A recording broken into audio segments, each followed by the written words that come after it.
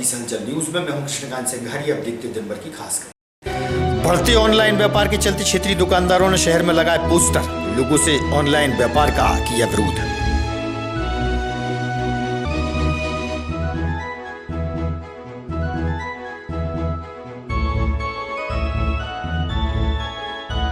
चीनी सामग्री का विरोध करते हुए भारत तिब्बत संयुक्त संघ ने जलाया चीन का पुतला, चीनी सामग्री का हुआ बहिष्कार।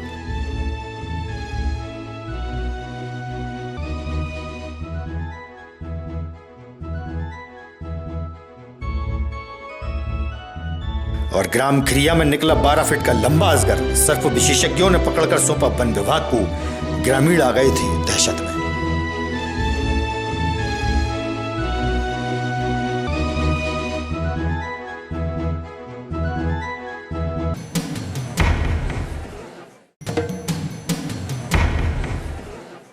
अब खबर विस्तार। बढ़ते ऑनलाइन व्यापार के चलते विदिशा के क्षेत्रीय व्यापारियों द्वारा विरोध किया गया। वहीं नगर के प्रतिष्ठित व्यापारियों ने लोगों से अपील की है कि अपने ही क्षेत्र के दुकानदारों से सामान क्रय करें, ऑनलाइन सामग्री का विरोध करें।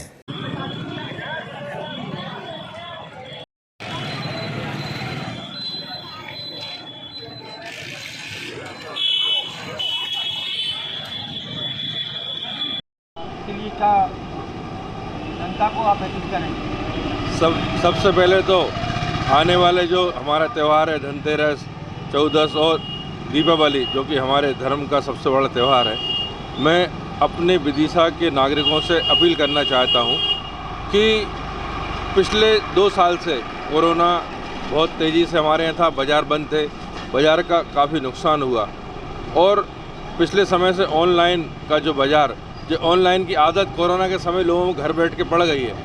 मैं निवेदन करना चाहता हूं कि कृपया आप बाज़ार में निकलें, बाज़ार से ही, अपने बाज़ार से, अपना शहर, अपना बाज़ार, अपने लोग, अपना व्यापारी, उन सब से सामान खरीदें, क्योंकि हमारे और उनके एक रिश्ते रहते हैं। ऑनलाइन से आप व्यापार करते हो, कंपनी डिलीवर करती है, आप नहीं जानते कि वो कौन है, लेकिन जो आपका दुकानदार है वो आपका रिश्तेदार भी हो सकता है, आपका भाई भी हो सकता है। और एक रिश्ते जो हमारी बरसों की परंपरा, हिंदू परंपरा चली आ रही है, आपस के रिश्ते बहुत मजबूत होते हैं।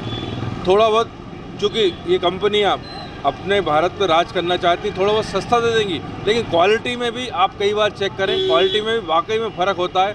दुकानदार का कोई भी सामान अगर ख़राब आपको लगता है तो आप उससे तुरंत बदल सकते हैं, लेकिन ऑनलाइन कंपनी के झांसे में ना आए, अपने शहर में निकलें, शहर की रौनक देखें। छोटे छोटे हमारे दुकानदार हैं, दिए वाले हैं, खीले वाले हैं, लक्ष्मी जी वाले हैं, तो आप निकल के देखें, उनसे ही अपना सामान खरीदने की कोशिश करें। ये मैं अपने शहर की जनता से अपील करना चाहता हूँ। मैं जो क्षेत्रीय दुकानदारों पर जो प्रभाव पड़ रहा है उसके लिए अपन क्या मैसेज करेंगे, आप जनता से क्या अपील करेंगे और क्या कहेंगे आप जनता से कि ऑनलाइन को अपन बहिष्कार करें? ऑनलाइन से जब हम कोई भी सामान खरीदते हैं उससे हमारे स्थानीय दुकानदारों के हितों पर विपरीत प्रभाव पड़ता है। हमारे स्थानीय दुकानदार हैं, हमारे उपभोक्ताओं के साथ रात दिन एक खड़े रहते हैं, उनके सुख दुख में साथी होते हैं और हमेशा ये कोशिश करते हैं कि विश्वसनीय और उचित मूल्य पर उसको सामान का प्रदाय किया जाए। आज जहां बहुराष्ट्रीय कंपनियां और बड़े औद्योगिक घराने ऑनलाइन के माध्यम से हमारे खेरची व्यवसाय को नेस्तनाबूद कर रहे हैं, वहां ना कोई क्वालिटी की गुणवत्ता है और ना भावों की विश्वसनीयता है।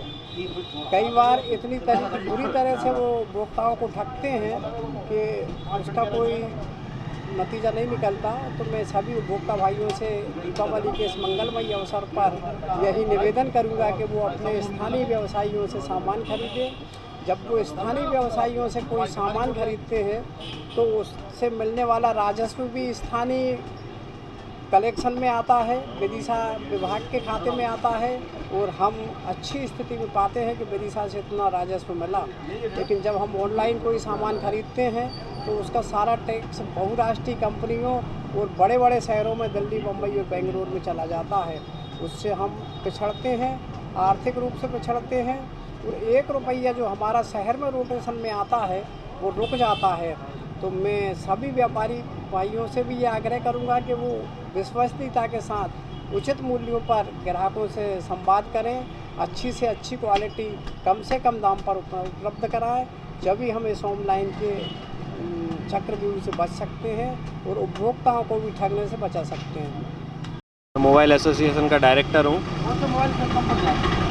कौन सी दुकान है मोबाइल? मेरी महावीर मोबाइल के नाम से ऑनलाइन स्टेशन बाजार के बारे में क्या प्रतिक्रिया है? ऑनलाइन बाज़ार के बारे में ये प्रतिक्रिया है कि आप पहले मार्केट में जाकर अपने निजी दुकानदार के पास जाकर रेट ट्राई करें, उसके बाद अगर आपको लगता है कि रेट महंगा है उसके बाद आप ऑनलाइन देखें। और मैं आपको ये बताना चाहता हूँ कि ऑनलाइन से भी सस्ता आपके मार्केट में ही मोबाइल, इलेक्ट्रॉनिक्स सभी प्रोडक्ट अवेलेबल हैं। तो मेरा आप सबसे दिवाली के अवसर पर यही मैसेज है कि आप सब पहले अपने मार्केट में अपने निजी दुकानदार के पास जाकर ही सामान खरीदें। जय हिंद, जय भारत। गुलाबगंज तहसील की ग्राम खिरिया में 12 फीट का अजगर निकलने से ग्रामीण घबरा गए। मौके पर सूचना उपरांत सर्प विशेषज्ञ शानू रेकवार और फिरोज खान ने अजगर को पकड़कर वन विभाग को सौंपा।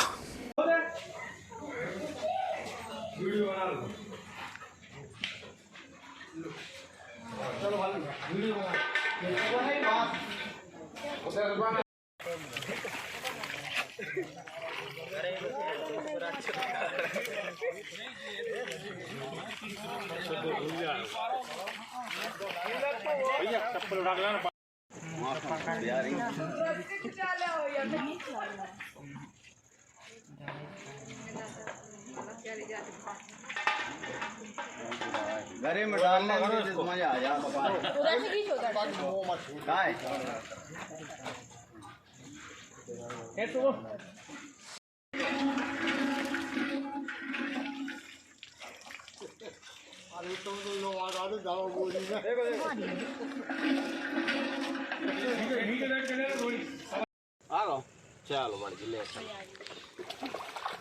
अपन वो कर लेंगे वहाँ पे।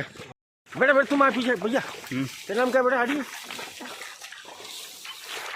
दवाई तो है दवाई है वो बात है, हल्को है वो, मानो बहुत बड़ा है वो। पकड़ लो। छोटा है तो जो छोटा है वो बात छोटा है वो बात बहुत बड़ा दिख रहा है। पागल बनाओ तो। आओ आ जाओ साहब, वो तो बोलने ले गई है। आओ करो, ठीक मोहम्मद छोड़ दियो, फोटो ले ले भैया। मैं शानू रेकवार हैं। फिरोज भाई, ये सांप है, ये कौन सा सांप है और कहाँ से पकड़ा है आपने? ये इंडियन रॉक पाइथन है, जिसे पहाड़ी अजगर भी कह सकते हैं। ये ग्राम खिरिया में तहसील गुलाबगंज, ये भानु प्रताप सिंह जी के खेत से इसको रेस्क्यू किया है। इसकी लंबाई 10 से 11 फीट है और इससे पहले भी एक पाइथन रेस्क्यू किया था जिसकी लंबाई 15 फीट थी।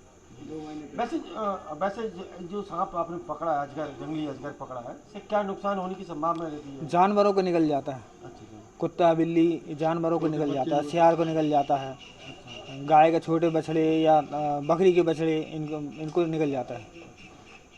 तो आपने किस तरीके से इसको रेस्क्यू किया? शानू रेकवार ने उसको झाड़ियों में जाके उसको आसानी से रेस्क्यू कर लिया, पीछे से हमने सपोर्ट कर दिया, हो गया। भानु प्रताप सिंह डांगी, कौन सा गांव है? ग्राम खिरिया। विदिशा से कितने किलोमीटर दूर? विदिशा से है 22 किलोमीटर दूर। तो यहाँ पूरब पर में क्या दिक्कत थी? क्या खेत में क्या था? खेत में जो धान कट रही थी हमारी, मजदूर काट रहे थे, एक पार थी उसके बगल में ये अजगर टाइप का ये चीज।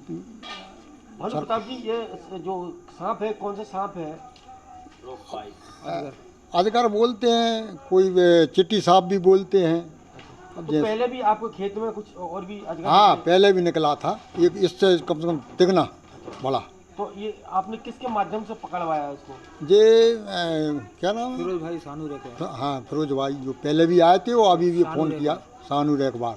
तो ये तुमने शानू रेकवार है या फिरोज खान है, इनके अलावा जो जिम्मेदारी फास्ट विभाग की, क्या उससे आपने चर्चा की थी फास्ट विभाग से? उनको लगाया था ना फोन? नहीं, उनको लगाया था फोन क्या लगा कहना था उनका? यही भी इनको पहुंचा है, उन्होंने बात करवाई थी। अच्छा, हाँ, और पहले भी आ चुके हैं जी लोग, सांप वगैरह भी पकड़े इनने। तो यहाँ पे जब तक ये सांप पकड़ाया नहीं था, जब तक गांव वालों की स्थिति क्या थी? सब थे आसपास खड़े थे, वहीं देख रहे थे उसको, भग ना जाए कहीं, डरे हुए भी थे। वहाँ कटाई चल रही थी धान की। नुकसान क्या करता है ये? नुकसान तो शायद हमारे हिसाब से कुछ नहीं करे। मान लो भारत तिब्बत संयुक्त संघ के तत्वाधान में आज माधवगंज पर चीनी सामग्रियों के बहिष्कार करते हुए चीन का पुतला दहन किया गया। आज के ही दिन सन 1962 में चीन ने भारत पर आक्रमण किया था। विरोध स्वरूप चीन का पुतला दहन हुआ।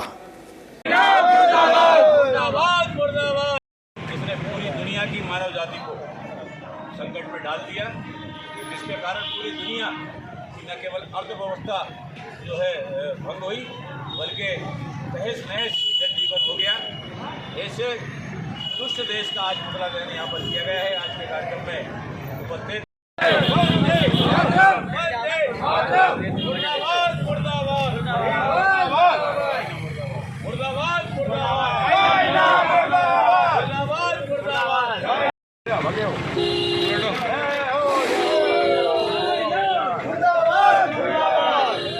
पीछे जाओ।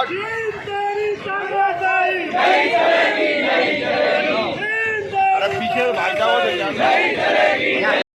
क्यों जला रहा है, क्या संदेश देंगे आप? आज चीन का पुतला दहन किया गया। 20 अक्टूबर 1962 को चीन द्वारा हमारे भारत देश पर आक्रमण किया गया। हमारे भारत देश की कई भूभाग पर उन्होंने कब्जा किया और इसलिए आज पूरे भारत देश में हर जिले में हमारा पुतला दहन चीन का किया गया है। और हमारी जनता जनार्दन से, भाई बहनों से आग्रह निवेदन भी किया गया है कि हमारे दीपावली के इस त्यौहार पर चीन से बनी हुई वस्तु, चाहे वो पटाखे हों, चाहे कपड़ा हो, चाहे हमारे बिजली का सामान हो, उसका बहिष्कार किया जाए, उसकी खरीदी ना किया जाए। हमारे भारत देश से बनी हुई जो वस्तुएं हैं उनका उपयोग किया जाए, उनकी खरीदी की जाए, क्योंकि भारत देश जो है वो एक ऐसा देश है कि उस देश में सारी वस्तुएं बनती हैं। ऐसी कोई चीज़ नहीं जो देश में ना बनती हो। इसलिए हमें चीन की वस्तुओं की कोई ज़रूरत आवश्यकता नहीं है। और हम चीन को अगर कड़ा जवाब देने का काम करेंगे तो निश्चित हम सब लोगों को एक होना पड़ेगा और एक होकर उनकी जो वस्तुएं उनका बहिष्कार करना होगा। आज ही के दिन भारत की सीमाओं पर चाइना ने कब्जा किया था और संपूर्ण देश में भारत तिब्बत जो मंच है उसके अंतर्गत पुतला दहन का कार्यक्रम होता है।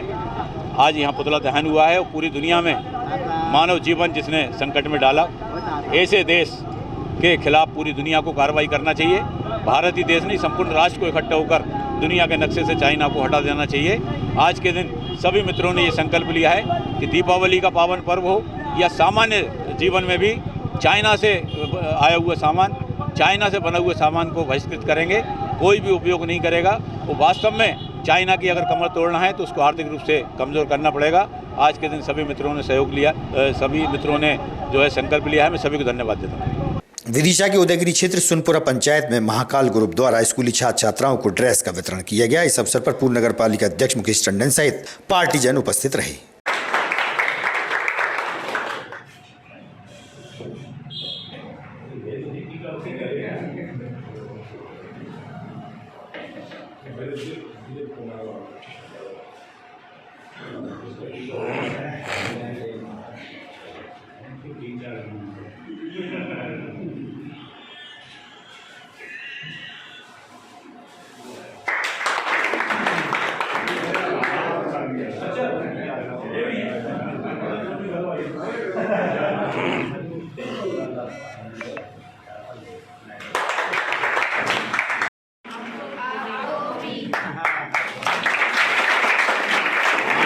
ये पावन पर्व दीपोत्सव आप सबके जीवन में खुशहाली लेकर आए।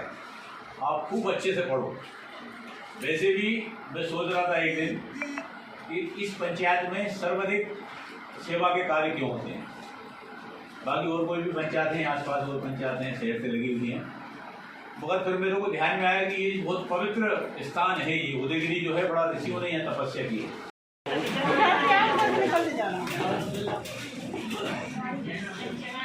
हाई सेकेंडरी स्कूल की बिल्डिंग नई प्रस्तावित है, मगर पुरातत्व विभाग के नियमों के चलते हुए कहीं ना कहीं व्यवधान हो रहा था। मैंने अभी बात की है तहसीलदार मैडम को और कहा है कि इसकी 8 दिन के अंदर जगह आवंटित हो जाए। इसके साथ ही पुरातत्व विभाग के अधिकारियों से भी बात करेंगे। यहाँ पर आसपास अनेक जो है भवन बने हुए हैं पक्के, उनके खुद के संग्रहालय उन्होंने पक्के बना रखे हैं। शिक्षा का मंदिर बनाने में कोई रुकावट ना हो, ये उनसे बातचीत करेंगे। वो वैसे भी पुरातत्व विभाग के जहाँ जहाँ स्थान हैं वहाँ आसपास सब जगह पक्के निर्माण कार्य हैं। कोई ऐसी दिक्कत मुझे नहीं लगता कि पुरातत्व विभाग को भी जाएगी। मैं महाकाली युवा संगठन उदयगिरी का अध्यक्ष हूँ। आज यहाँ पर क्या कार्यक्रम था और क्या कौन आया था इसका? ये महाकाली युवा संगठन उदयगिरी लगातार निरंतर कई वर्षों से दीपावली के शुभ अवसर पर शिक्षा के क्षेत्रों में कार्य करता रहा है। उसी विषय को लेकर आज भी महाकाली युवा संगठन उदयगिरी द्वारा सोनपुरा स्कूल के हाई स्कूल की 40 छात्राओं के लिए यूनिफॉर्म वितरित की और इसके मुख्य अतिथि थे आदरणीय भाई साहब श्री मुकेश टंडन जी। ख़त्म करने की बात कही है, 8 दिन के अंदर बिल्डिंग को आवंटित करने की बात कही है, उनका भी मैं बहुत बहुत धन्यवाद देना चाहता हूँ। पढ़ती हूँ यहाँ हाई स्कूल की जो बिल्डिंग है उसके लिए दिक्कत हो रही है। आज आपके बीच में कौन आया था और क्या आश्वासन दिया आपको? आज हमारे बीच माननीय मुकेश टंडन जी आए थे। उन्होंने कहा है कि 8 दिन में ये बिल्डिंग की समस्या को वो सॉल्व करेंगे, मंजूरी दिलाएंगे बिल्डिंग के लिए। इसके रात ITC NCHSC कार्यक्रम से हो आज जो यहाँ कार्यशाला हुई है वो मास्टर ट्रेनर प्रोग्राम है, जिसमें सभी कृषि विभाग से ICDO, BTM, ATM, REOs उपस्थित हुए हैं। आज का कार्यक्रम मास्टर ट्रेनर के रूप में हमने कैस्केड जो हमारा मॉड्यूल्स है उसको फील्ड तक पहुंचाने के लिए रखा है, जिसमें सभी REOs के द्वारा अपने अपने ग्रामों के किसानों को ये प्रशिक्षण दिया जाएगा। इसमें क्या बेनिफिट होगा किसानों को? इसमें किसानों को जो गेहूँ और चने की जो POP है, पैकेज ऑफ प्रैक्टिसेस, जिसमें खेती की तैयारी से लेकर कटाई तक की बताई जाती है, जिसमें किसानों को कम लागत कैसे कर सकते हैं और प्रोडक्टिविटी कैसे, जो उत्पादकता गेहूं और चने की उसको कैसे बढ़ा सकते हैं, इस पे पूरा प्रशिक्षण है। जिसको ये मास्टर ट्रेनर ITC मिशन सोनाकल के तहत हुई है, जिसमें अभी जो उपस्थित हुए थे SCDO, BTM, ATM और REOs रहे थे। कोरोना के भीषण संकट के समय में नगर के व्यापारियों ने विदिशा में लोगों की काफ़ी मदद की थी। वहीं व्यापारी समाज द्वारा लोगों से अपील की गई है कि आज क्षेत्रीय व्यापार संकट में है, ऐसे में आम जन को भी उनका साथ देना चाहिए और ऑनलाइन व्यापार का विरोध किया जावे। वहीं नगर के व्यापारियों ने शहर में पोस्टर भी चस्पा किए और जागरूकता का संदेश दिया।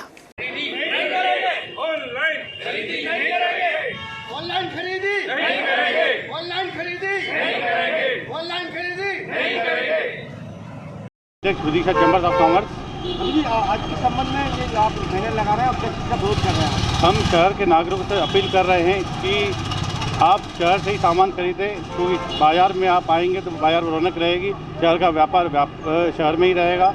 और आप कोरोना की विकट परिस्थिति में जब ऑनलाइन कंपनियां बाहर हो गई थी, उन्होंने कुछ भी सहयोग नहीं किया। यहाँ के स्थानीय व्यापारियों ने एक बिस्कुट के पैकेट से लेकर खाने के पैकेट तक सबकी ज़रूरतमंद चीज़ों की पूर्ति करी और आज आपका व्यापारी इस विषम परिस्थिति से जूझ रहा है ऑनलाइन कंपनियों से कंपटीशन करने के लिए। इसका कंपटीशन पूर्ण रूप से आप लोग कारण समाप्त हो सकता है, क्योंकि आज आप पहल करेंगे शहर के लिए तो देश का विकास होगा। एक हमारी छोटी पहल है कि सभी से अपील है कि आप लोग शहर से माल खरीदें, बाज़ार में आइए, बाज़ार रौनक रहेंगी, उससे व्यापारिक व्यवसाय चलेगा और एक परिवार आपके माध्यम से चलता है व्यापारी का। जय हिंद, जय भारत। डॉक्टर अनिल प्रकाश जोशी 2 अक्टूबर से 9 नवंबर तक साइकिल यात्रा पर प्रगति से प्रकृति पथ तक संदेश के तहत यात्रा कर रहे हैं। मुंबई फाइनेंशियल राजधानी से उत्तराखंड इकोनॉमिकल राजधानी तक साइकिल यात्रा। आधी से ज़्यादा दुनिया शहरों में पहुंच गई, एक और गांव खाली होते जा रहे हैं। इधर शहर फटने को हैं, धीरे धीरे बुराइयों के गढ़ भी बनते जा रहे हैं। प्रकृति को सहेजने व संवर्धन हेतु संदेश दिया जा रहा है। डॉक्टर अनिल प्रकाश जोशी द्वारा की जा रही है साइकिल यात्रा। विदिशा में हुआ उनका भव्य स्वागत व सम्मान। विदिशा में भाजपा के वरिष्ठ नेता मुकेश टंडन सहित नगर के अन्य समाज सेवियों ने उनका भव्य स्वागत किया।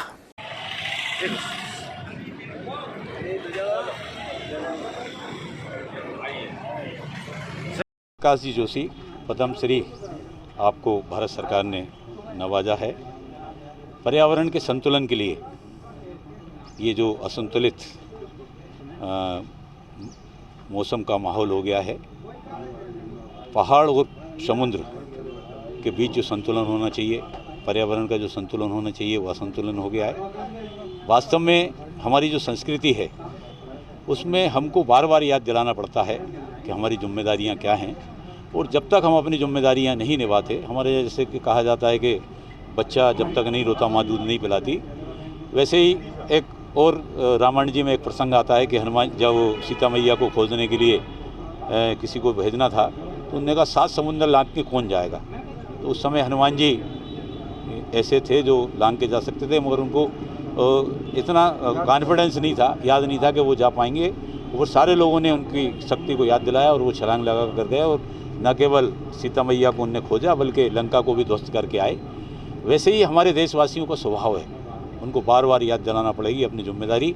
और एक शानदार पहल जोशी जी ने की है। 2 अक्टूबर को मुंबई से आपने अपनी यात्रा प्रारंभ की है और देहरादून तक की आपकी 40 दिन की ये जो यात्रा है, इसमें ये जगह जगह पर्यावरण का संदेश देंगे, संतुलन बनाने की बात कहेंगे।